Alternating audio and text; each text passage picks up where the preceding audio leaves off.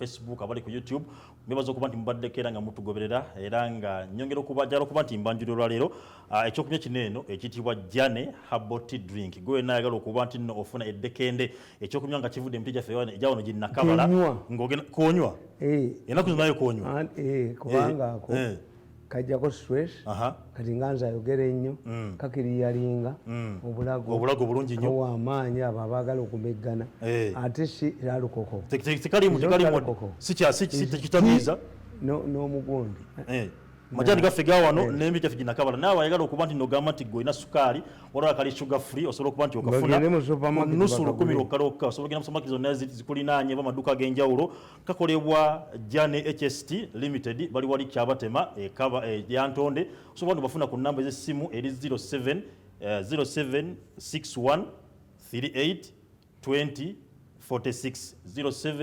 0761 38 2046 oba 0705 20 81 48 0705 20 81 48 obere ng'ofuna ekyokunywa kino kikuweeze obere nga otereera bulungi nnyo. The moment you have credibility nakalaze mu program bbiri nga nkanywa ng'okanywa yes naye ne bwe nabadde nina ewange baabututte ne kano kakuwa okanywe ogera okutwala Konaviru ono Konaviru omulaba yakolebwa Professor Naziro n'omuvubuka bamuyita Hassan Kyakulaga is a Musoga. When these people came at that time we did not have any remedy to COVID. The professor came, is an advisor. Professor Naziro is an advisor to Congress on zino endwadde zino viruses bwe yajja mu Uganda oyo omwana Kyakulaga Musoga yamugamba nti alina PhD yoyo gundi wera tugamba Honorable Kadaga nti yaga nti Magola mubbi omusajja awandika ebbaluwa mu ministries zonna ezakeeresezaani ne National Drug Authority tebamuyamba. It was Kadaga's initiative to take this man the professor to the president and this is a product. Yeyo yennyini buli akakwatako yenna akanoonya ko kalungi nnyo nange kubanga ko simazi si kintu bakwata mu ngalo siwala gisi ate kakalirawo and it is mobile kali portable buli soka teka mu nsawo notambula nako Magola namusabi yampa kubamaliza bamawuli mbamanyi baavu ngenda mbugabira gyembeera. That's why none of my people bwe tukola ku program akwatiddwa atakwata okubwe kiri nange wampa ne wakati buli nange wampe wakati ntwala watu munabuyina yes babu lemera ku COVID alemera ku munyolo alemera ku toyi ku flashing alemera kuwa kati everybody kubana baga kanu kalinga kagolo yes sibi amazzi bino biwala bibakola this one is a product of Kadaga. Shakespeare yagamba the evils that men do live after them. The evils the good is often interred with their bodies, but this has changed. Shakespeare this is a Kadaga project jembaga ngenda na bagamba timutekeke ekifaananyi kya Kadaga kibalume kibadugude kibuli bakone kibadugude kiri bakone omanyi fitina gye bayina buja avaayo ne bankubane yali alowooza gwe kankubuli mwana gwe yanga maani omanyi abanyankole babamanyi nyabingi abanyankole ya Christians. I think Christianity arrived in Ankole early. That's why they use marriage. But for us Baganda, before you do something, tulina omutego. Omutego is somebody a disagreement that has gone wrong for a long time. Yes. No. But when you want to pay me money, it is okutegula. It's not compensation. It's not reconciliation. Reconciliation means we shall work together. If a woman is interested in a divorce, do you negotiate? You reconcile? No. To bring the same means you are going to reconcile. I will never work with you again. I will work with another government. Reconciliation yaje. You will be kutegula. You will be kutegula. Younger man, you will do kutegula. You've made my family suffer, thinking that I will succumb to you. Buli wamu nambo ayavuwalaje sentence is Museveni gave them the money. Nansirimira. Mukubira katambi. Kukati ojja kuzitegula butegula. Which could have it does not know anybody's status. Buli ategwana. Wali get money. No very repeated. You remain a human being. You are affected by which could have taken any other person. We will kutegula in my family.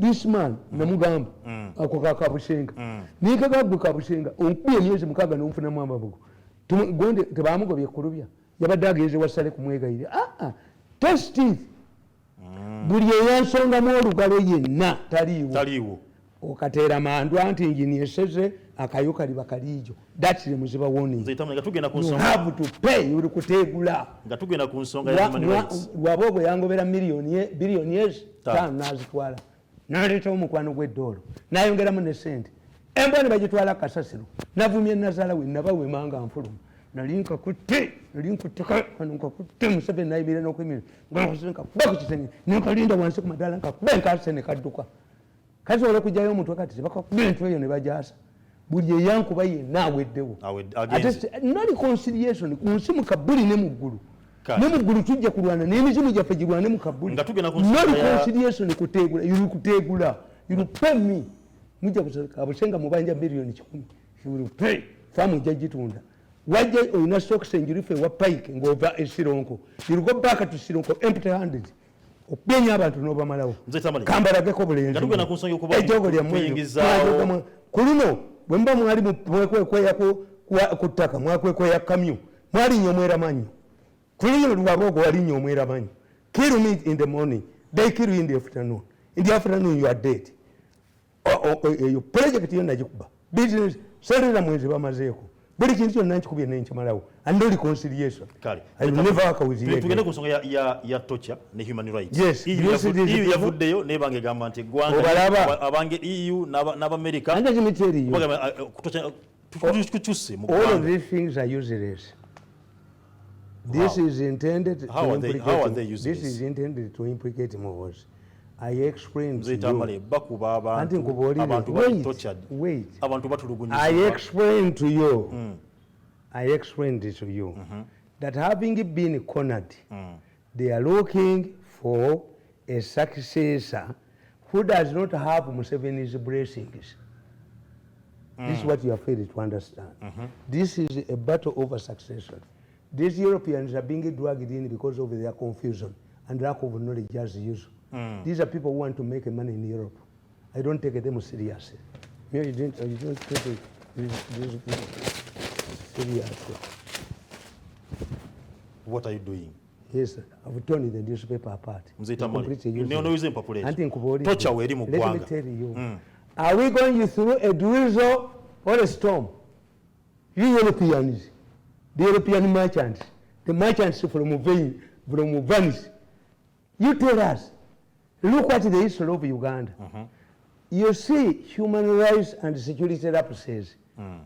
If you use one man as if he's a prince, I know, I've gone through it, but I don't lose my head. Why is it that this man who claims that he was tortured on the instructions of Muhoozi has received this type of publicity? And he does not say that however had Muhoozi, he might be playing a game. This man is playing a game with his colleagues. The Europeans don't know how these Africans make a katemba. Muyina kuliko dizinja mukuba ng'atudde n'abo banne bapulaningira Muhoozi omukulu Kyagulanyi yavudde n'alaga nti Kankwanza yamugambye okutunya kabira mutulugunya oda zabadde ziva eno yati nkugambye allegations me when I catch them what is the evidence? How come that the person who has received much publicity as if something is new, as if somebody, even those who crucified Jesus did not get the same condemnation, the Europeans as scavengers? Did we get a single peacekeeper when we were going through Tamale? Did America or Europe send here troops to destroy Jamin? We are helped by a fellow African, nearly the Julians, who did not have the resources available to the British. I mean, embarrassed the British by declaring himself conqueror of the British Empire. What did the British say? The first person to host Idi Amin after his blood death was Queen Elizabeth. The second, in Britain. Britain maintained a training team in Uganda to train operators alongside North Korea, and I hear them talking about this agreement with North Korea. The British worked here. The British advanced training team worked here with the North Korean commandos to train the people who are killing people in Irwero. Even when Andrew, there was a man called Andrew Cohen or somebody in the State Department, he raised the issues.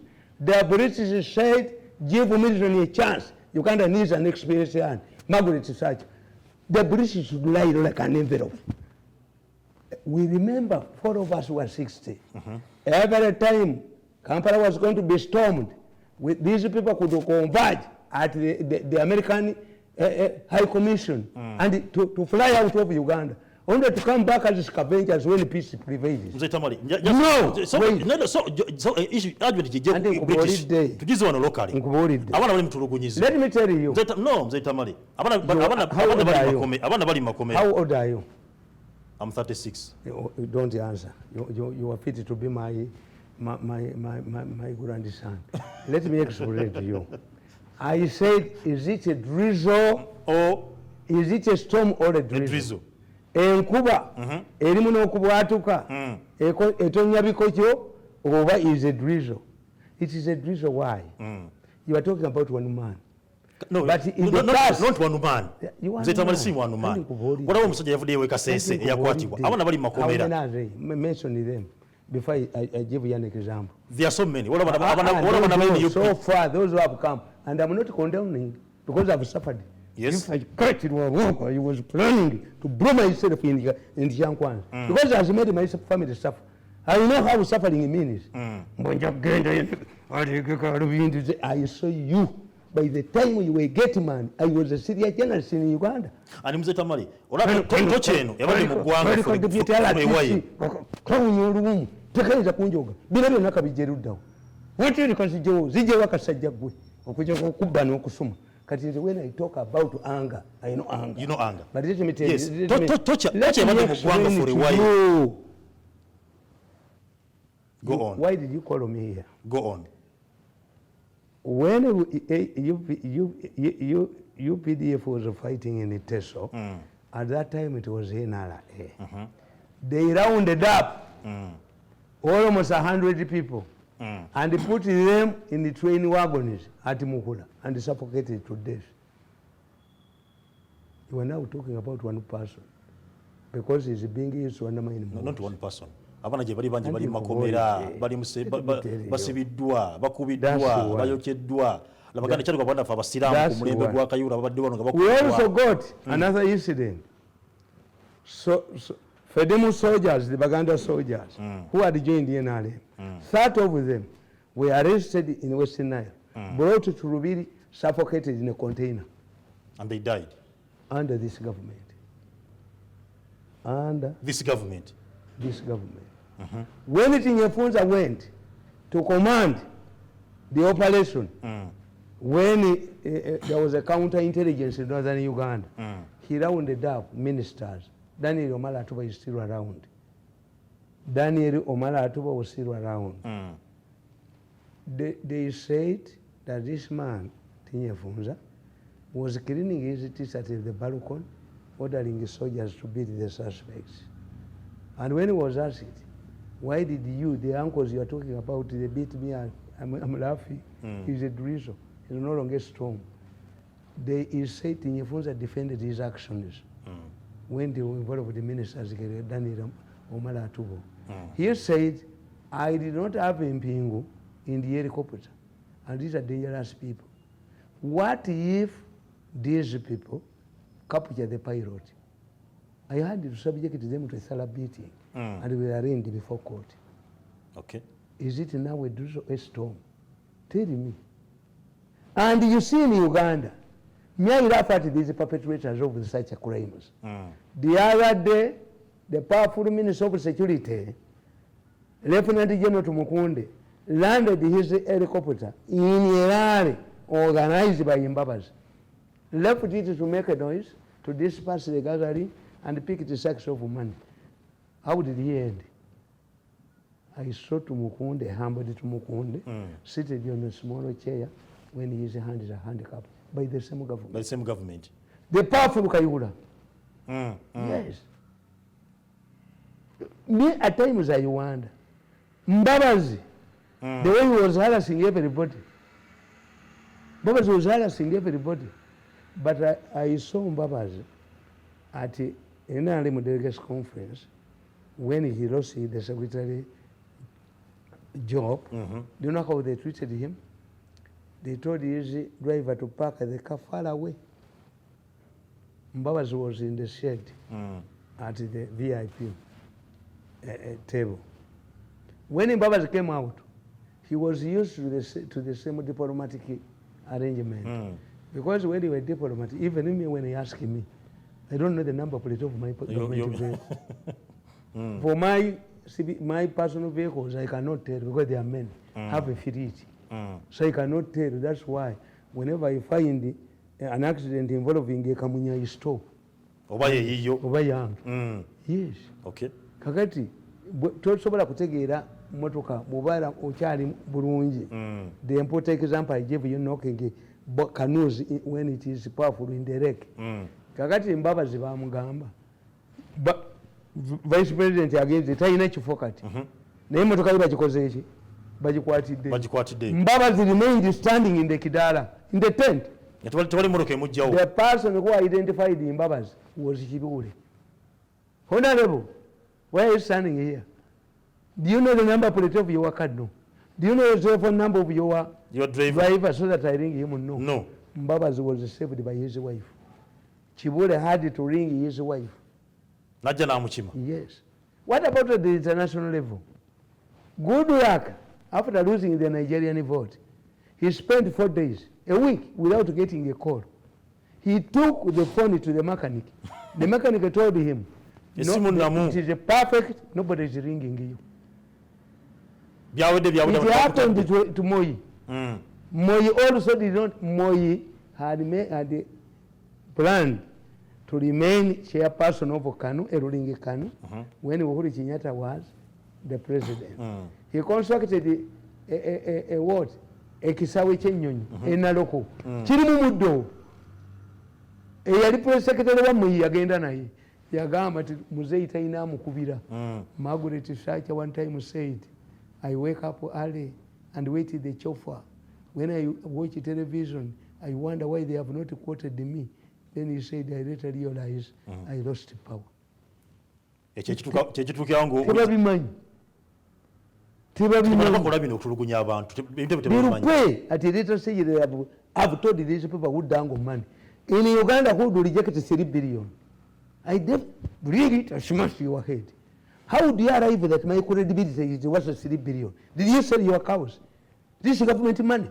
If you believe that I'm entitled to money, another government will give you me money. And they use malice. The Westerners use malice. They apply the same malice. I'm happy that they are applying the same malice to Muhoozi. Mzee Tamale, bogamba tino malice ne ikolebwa ku Muhoozi okulino tocha weri. Now the second time kati. Abantu opposition bava mu parliament, ngabe karagasa kulwa tocha. Let me tell you. Ene nabiri ku Muhoozi. Zinumbula abali both. The people who sponsored Bobi Wine has no party. Bobi Wine has no party. Aina NUP. NUP yani. Nkugambye nakugamba nti Bobi Wine was recruited by mafias in government to help them to get MPs who could not go to Museveni. Mzee Tamale, Bobi Wine mukozi aina gwa akolera. Let Bobi Wine deny that he didn't come to me to consult me. Bobi Wine mukozi. The first person they contacted was Radio. Radio refused to play ball, he was killed. Era mama wa Radio yankubira esimu. Okufa kwa Radio kuva ku ekyo. Ne bagende wagundi wa Baby Cool. Baby Cool came to me. Nemuga Baby Cool, you have a veteran politician father. 2, goyina kiwatule. Tolinga bakusasira. Don't spoil kiwatule. Politics is temporary. These people use you and dump you and go away. That's what exactly I told Bobi Wine. Bana abasajja bajja kweyambisa bakusuulewo. Bobi Wine is lucky. Why? Immediately these people recruited him. He was recruited by Amsterdam, the recruiting office of Side A. That's why he has created trouble for them. Baita bamuse Airanga Bobby Wine, don't go to Kayunga. They are going to assassinate you. Essentially, I'm with one. I talk to Bobby Wine. Wichita ate. Gusogera na iye besi is a double deal. I don't talk to him, but I admire him. The best candidate to rule this country in normal circumstances would be Mugisha Muntu. But because of your nature of politics, you don't understand this man. He's not Mugisha Muntu has never abused Museveni. As the commander of the army for 9 years, he is highly disciplined. He did not steal a coin. That's why Mugisha Muntu is a pauper. At one time, Mugisha Muntu was competing with the Besigye. He did not have money to buy beers and sodas. What did Mugisha Muntu do? He bought pineapples, cut them into pieces. That was his campaign goal. Mugisha Muntu has no money. And he was highly disciplined. By the time the ADF attacked in Pondwe and captured it for 4 days, expecting a plane from Sudan to land in Kasese, Timwebas was in custody. Had killed the people in the national park and confiscated their coffee. Mugisha Muntu put him inside. Never Musajja. They bought Umayindi Mugisha Muntu okumukuba. Bale tengato zamajezo oluddo olumu. Who brought it? Never let a uniform. How can the Westerner who is taller go to those Korea to buy it? Echo. Kakati nze nkubulira. All of this. This is the torture we have been having. But for you, ask Mayega. Mayega was tortured. Beaten up. Numbers says she lost her womanhood. When? Did she receive the same treatment? Did Mayega receive the same publicity? According to this man? Who has not been tortured? Yes. Yes. Who has not been tortured? Who has the misfortune of landing in the hands? Because I'm telling you, after chasing away with the Banyampi, the battle is inside the palace. They're fighting Muhoozi. Why? In order Museveni to choose a successor, he must be credible. Credible, okay. But if the people see that we are tired of Museveni, therefore we cannot extend Museveni's administration by proxy. This is what happened to Uhuru Kenyatta. Anybody you would anoint would fail, because they had designed a slogan, kila kintu kinawezekana kwa Kenya bila Moi. Even those who were serving Moi's ministers, whenever they crossed, they were welcomed. Okay. The whole thing was reduced to who? To Moi. Kakati chibagala kukola. Nabo chiwani wafe buli kimu Museveni. Ate fe abamukolera yatugoba. Sizo kudda nabo mulikola mutya. Mbonena akatiko bakateekawo nina kubeera wansi wa muntu. I have to be hunting a dog. I have my brain. If you want me to do a job, to give me my gun. Omulenzi oyo buli lwomulaba bwe lwaboko wali ngantema kubanga yanjoga nnyo. Ajoze nnyo family yaffe agikabiza mbu tulina okubeera wansi we alina okutusupportinga money irupe. The Baganda have a saying, if you force a prisoner to run faster, even you the police know what, and you must run faster. You will run faster as forced me to run faster. Ejogo lirimu gwa mutwe, ejogo litajja kufuga gwanga, and you must accept to face a hostile. Tulimulabako mu government etali yasezaalawo nga bamujimbi ejogo limuweddemu. Kakati nze nkubuulira nti bino byabwe. As I told you, these exhumed bodies are intended to tell the international community that people kill each other to get human organs. Why don't you legalize it? But the question is, who tells you that they are human organs dumped in septic tank? Ekitegeeza group yemu. Kakati strategies bakugamba. You say there is a demand for human organs. No, tulina kumala kuba mwe. Tumwe tulina kubana bujo na woteri bo babutunde. Kasajja gwe n'omuntu eyo bono. Nini yenyini ne galubindize. Ne chairman batunde ebyamu. Let us deal with this case first so that we think about the law. Because we should not torpedo the law. No. Bano basooke basibwe emyaka 2 tumwebeze gyebakeko ehege emyaka 28 oba abeere fugitive oba mu baba batunda obuntu bwe asasula abaana be yatta olwo tuleke tulowooze ku ki naye kati baagala mu kabineti bakakireeta emirundi 3 waliwo etteekano lye baagala okuleeta eriforcinga forcefully nga wogawo embeera yonna yonna nga tulina okwegemesa by force pandemic yonna if a man has an oversized organ and every woman rejects him, if you bring a law, let us say he's a prince, do they marry him by force or should we undergo an operation to reduce the size? That's where Africans are, you pity Africans. First find out why these people are refusing to go for vaccination. Okay. First ask why the baby is rejecting your breast milk. Maybe you are dirty. Maybe you stink. So the Africans force. Africans should stop thinking in a forceful yes.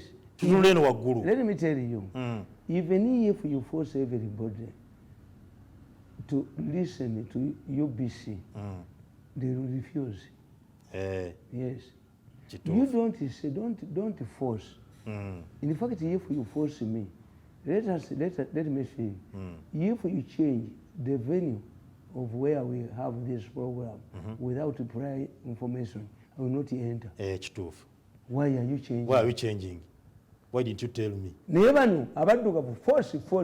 Persuasion. Museveni does 90% of his work through persuasion. Bumugana. That's a good leader. Persuasion. Kakati nkugamba kana akatabo nakawandika. I analyze everybody who wants to overthrow Museveni. That's why I've ended up getting nothing.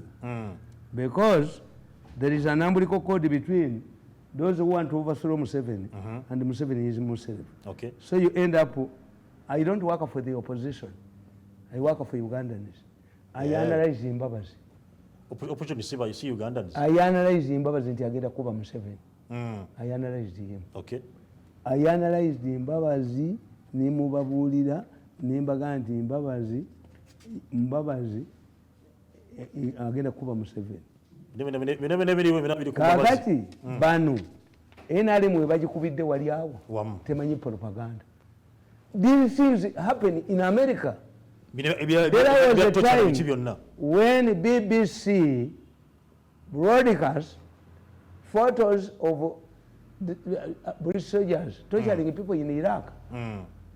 The commander, the equivalent, the British equivalent of your army commander came up and said, these are my soldiers. I can identify them with their uniform. We are going to punish them.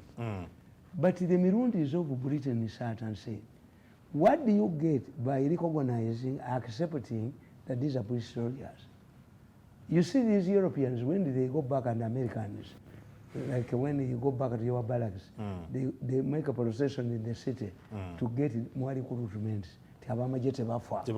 Batandika okuba ku veranda ne bakuba amayinja amajja agakumbanga bagakuba amayinja anger because of the photos. What did the British government do? They said they started with the BBC manager and said the photos were computer manipulated. He resigned to protect the British Army. What about USA? When a smart bomb hit a bunker that was supposed to, where Saddam was hiding, and he ended up killing women and children.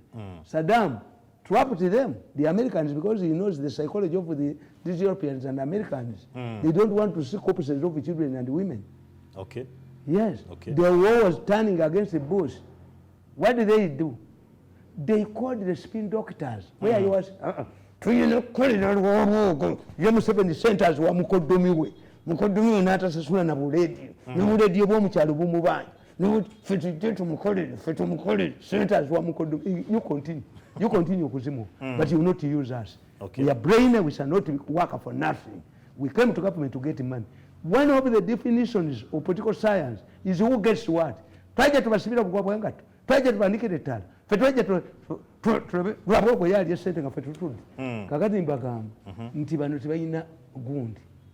At one time the Tanzanian parliament investigated and found out that the former president Joseph Mkapa had sold a gold mine to his family. How did they handle the matter? Gold mine yeggwanga. Kibachi yaleeta abasajja bamukolera akalulu. Laira n'agamba nti simanyi bavudde Ukraine batemu baki.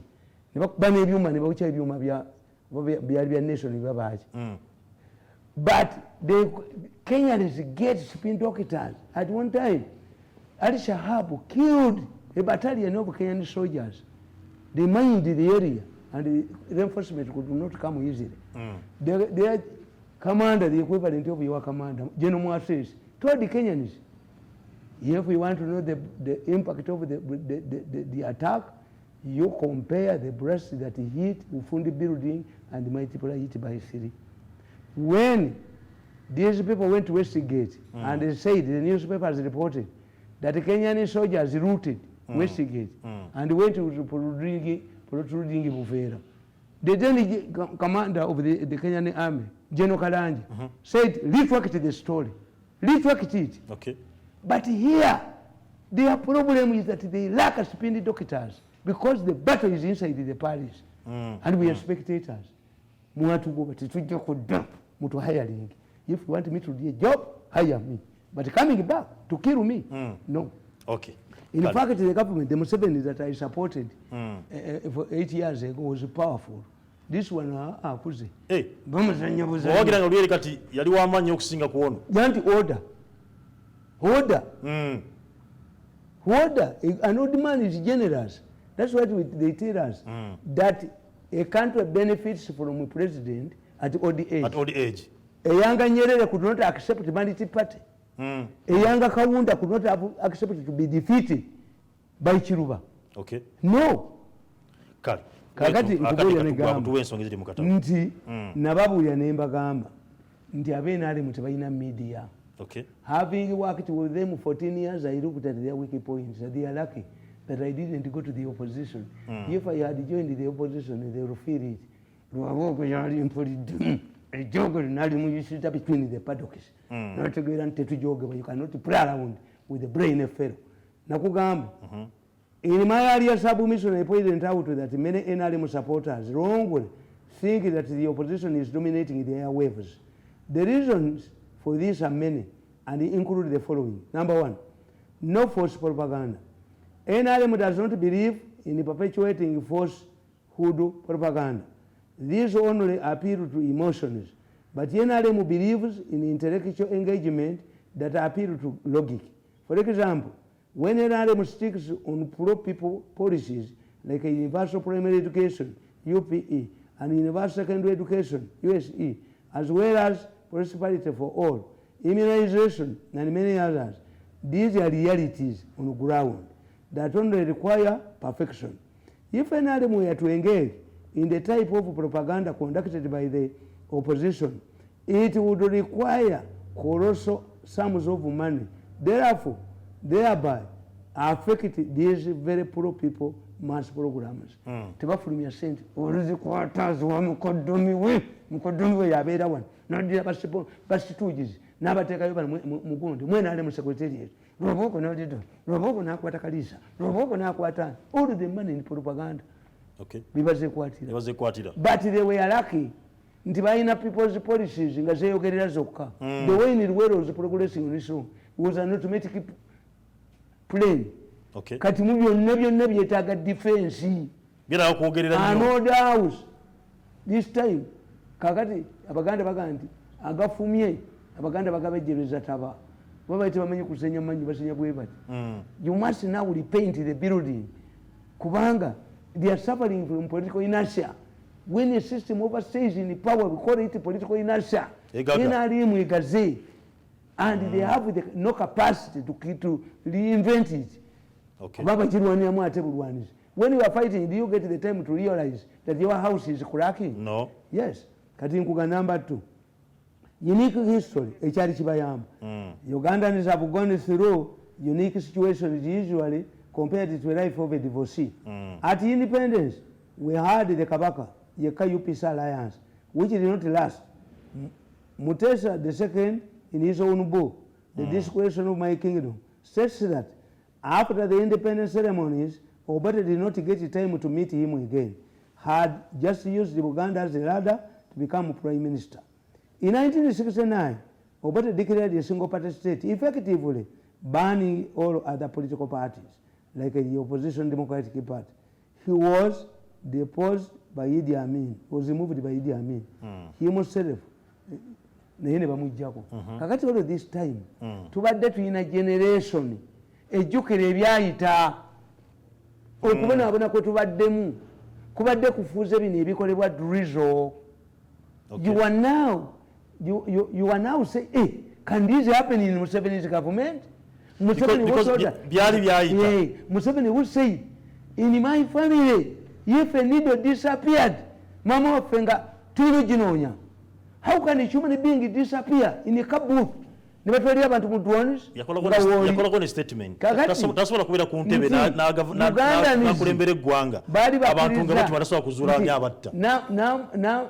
Namave was a dungeon where many soldiers could kill and throw bodies for their relatives to collect it. Museveni had transformed this into an industrial area. Katikita geza bino biwalinga abantu. Omanyi bw'oba kirini obanga obadde oli intelligent nze nagula I have jails in my house. I have 4 families. I have about 80 jails. Empingu. I instructed my children. The moment I start talking rubbish, tie me. Sifuluma. And intelligent Mirundi nti omusajja aweddemu nti kubanga waboka ntaddeko embago nti sikuba masuuti. Ejjokulyo besuuti bemutoka bya Mercedes Benz. Ejjokulyo olimu. Bewabogo mmalemu obujozi obwo. That's what I do. I have enjekere. Okay. The moment I start talking rubbish, I instructed my children to tie me in enjekere. Kakati, this is what they are doing to Museveni. You can easily be scared about a small incident. Name is Tamale. President Museveni ne General Muhoozi kanyuga. Temanyi bantu temanya tulugunya bantu. That's where I disagree with the president. These people bamuzanyide ku kintu kimu. Nti bamunda. Bamunjuye mwenyini. These are people inside the government and who are untouchables. Let me tell you, Kandiho, the ISO director, sat with somebody and decided to deceive Museveni and get him money. You see, Museveni is mean. When you are mean, they know that Museveni is like a blood. It goes where it is needed. Okay. Kakati manyi no mubaza. It is mean. Tumujja ko tutya sente. Muzayi mugumu. Amukoledde tamuwa mulimba gwawa. Mulimba okumufuna ko. Era kati bagamba gwe tubuusa Museveni gye tugenda gwe omusajja tumubuusa tumbulire ebyo. Kakati these people sad. Zerekera okubeera omugumu bajja kandiko. Walangira ekisajja nekikuba omwana ngenda kitta. Bati kyasa omutwe mpaza ogende nakyo omwanda we.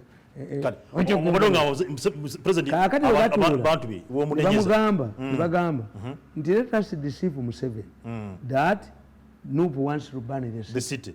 Museveni panicked. He does not panic, but he took a concern. Arrest, preempt them, arrest them, put them in a campus. Bakola birala. Bakuba migo, bakuba masasi. Maje, omuli Muhoozi. Boge bali banoonya. Okay. How come that the photos coming from torture chambers find their way to the international community? And somebody conducts himself as a savior. When you hear Lwabogo, njaba kubira katambi ka Lwabogo.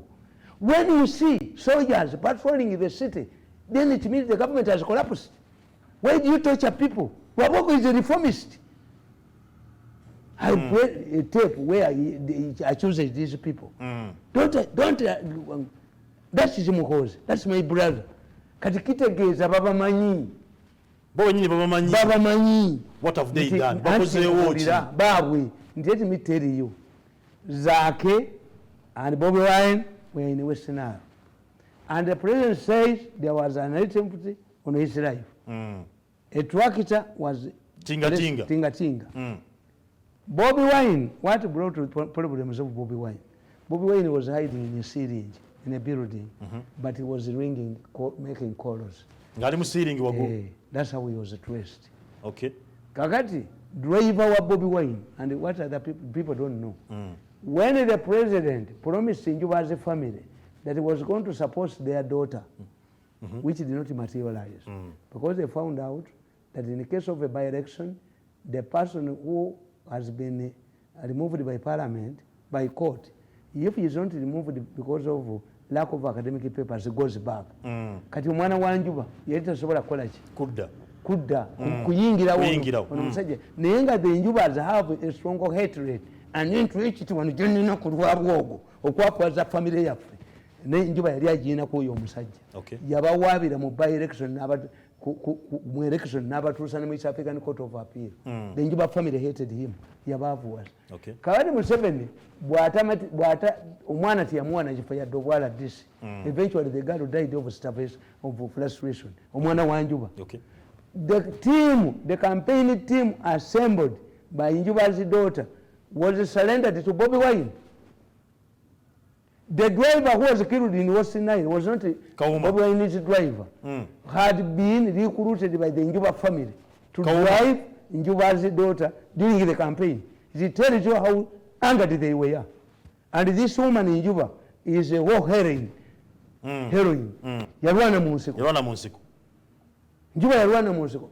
Bakwata tiimu yaabwe nga Museveni tazzeemu kulabika. Ne bagiwa Bobby Wine. Bobby Wine yajja naye inspecting n'amalalo g'abba. Is Njuba a woman who wants to get involved in an affair with a younger man? He was expressing anger like me.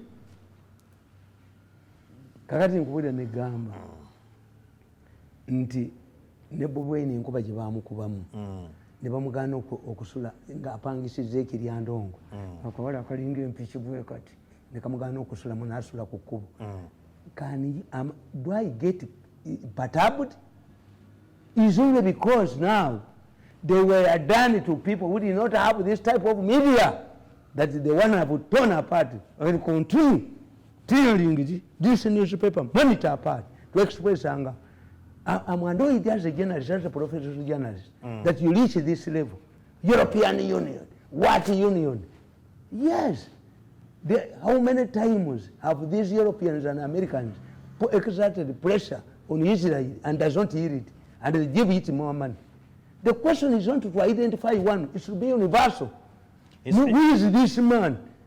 Look at Abashaija, how many wives does he have? Principal Kyagulanyi yavuddeyo n'asaba Western world balekera okufaaninga njimu yaabwe kubanga sente ze bagiwa okugifaaninga ezikozesa kutochalinga bannayuganda. Let this man, you see the Baganda have a good proverb.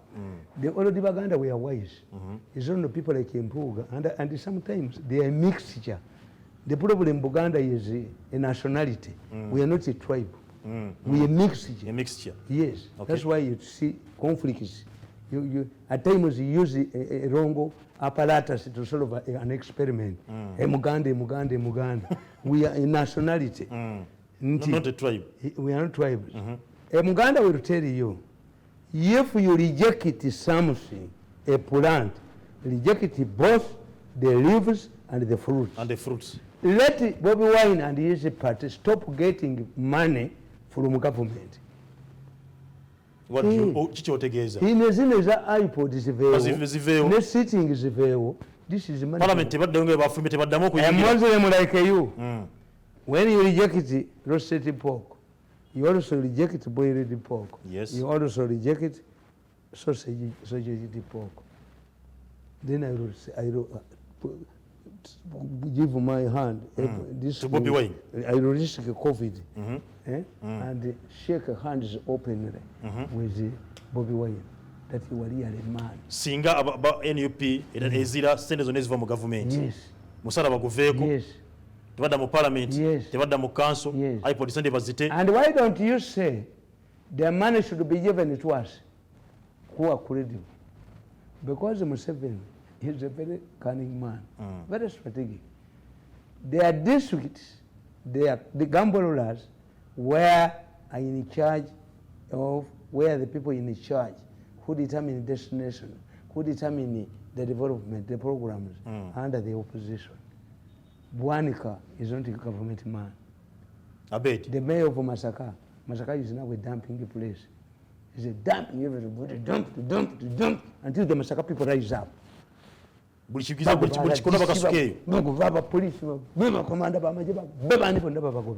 Masaka is becoming a dumping place because the people there never going to Muhoozi Florence in the money share the same names with one of my wives. I know her. She's a mafia agent. She's planted here and there and there and there. I think Mugambi Mumani. Gwegamba nti this money, why do I punish Ugandans?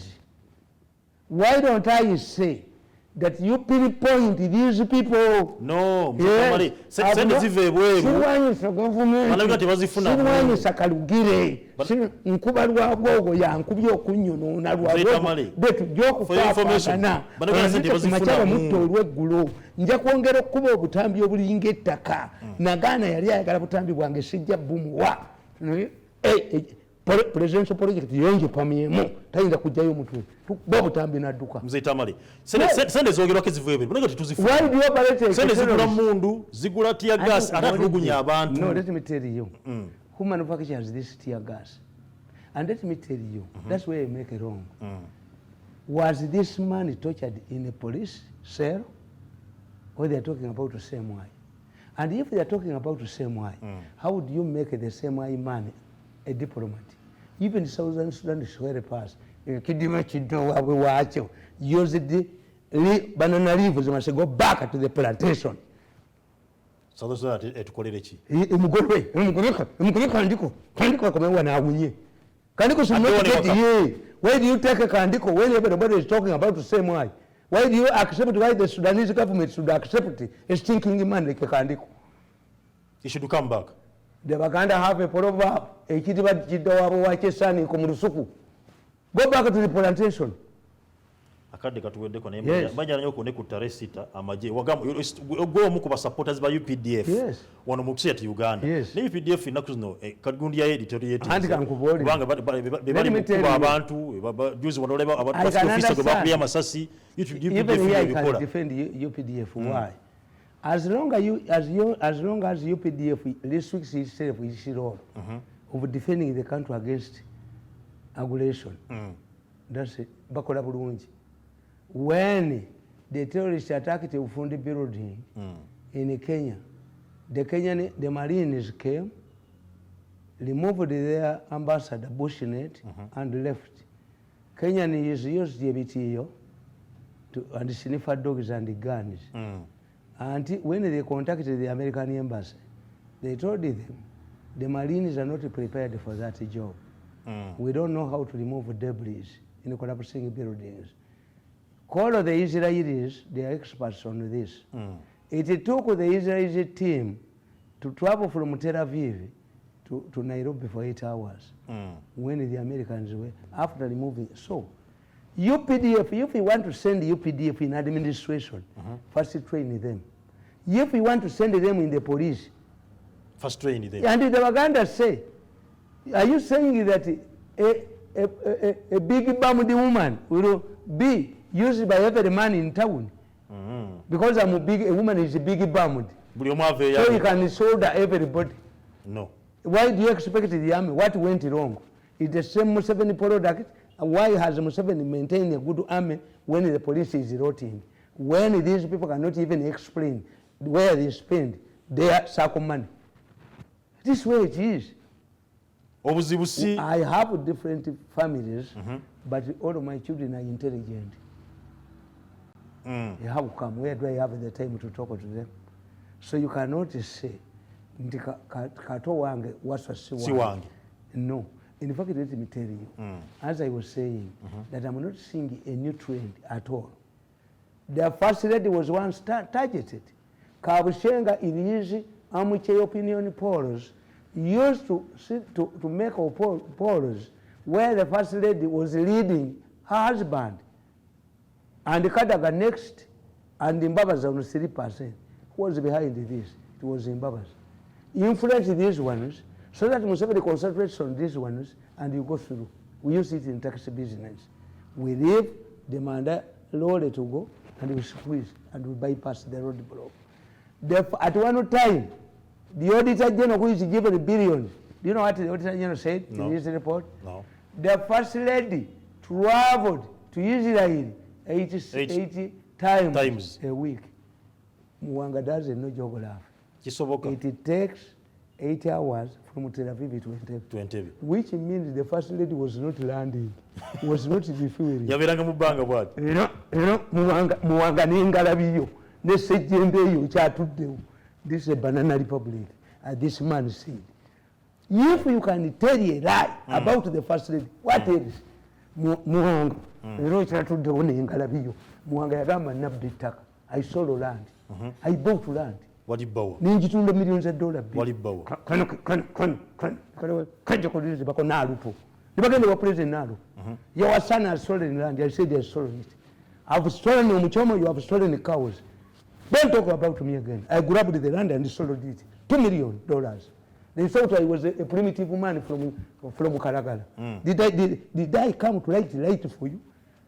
To pour water for you while you are eating? To stand as an askari? We are watching you because you should eat properly. Gandhi bring salt. Gandhi bring a visa. This is not what we came for. Politics is a mutual partnership. Politics is based on respect, mutual respect, partnership, and sharing. Politics kuli. Tuwanga tugenda. Kale. Sikina kubanga suka ono ngina kuba mbere. Tuli kola mu government etali mu lwabo kajoga abantu. Tuli mulabako tumusabira tumulabeko mu government etali ya Sezalawe. Ngaba mujimbi. Muli kola mu government ya. Tuli kola mu government etali mu lwabo. Ya Bobi Wine. Ajoga abantu. Ya Bobi Wine. Bwetali ba mu lwabo tulikolamu. Weewaawo. Nebaza mu nabali tukubira ku TV mba. Omuloga akugoba ku kyalo. Zombere nga mbera bulungi. Omupya kugoba ku kyalo nga kama abankumire mutukwaro nakuja kuba lwa Sunday program ija kuba embuga nga twogera okuba tukona ku nsonga eziri mu Uganda n'ebizibu byamwe bina era nga olunaku olwo Sunday ija tutunulira abantu be Kagembe ija tutunira ensonga ya namwe bina buli manyi weddire Fumbe ensonga y'omukulu w'ekika ky'Effumbe omukulu Masimbi ija tuzireeta nazo muzitegeere ku Sunday. Masimbi wa kika. Ow'Effumbe. Nosimbi. Yebe Ffumbe nga babbajo ni jeje wana bagereka ni kitewe babbanga ettaka. Era soza ttaka. Kitawa nabaleka ne wana bagereka akyonyeseza abantu ekasubi yawo. Gwana ekisubi. Waliwo n'ensonga. Jeje yali mubbi wa ttaka ni kitawe abadde mubbi wa ttaka. Waliwo n'ensonga. Nabagereka mu kivu ky'ogenda mu Buganda Land Board yayita Nakalema abakanga. Waliwo n'ensonga era ziri awo.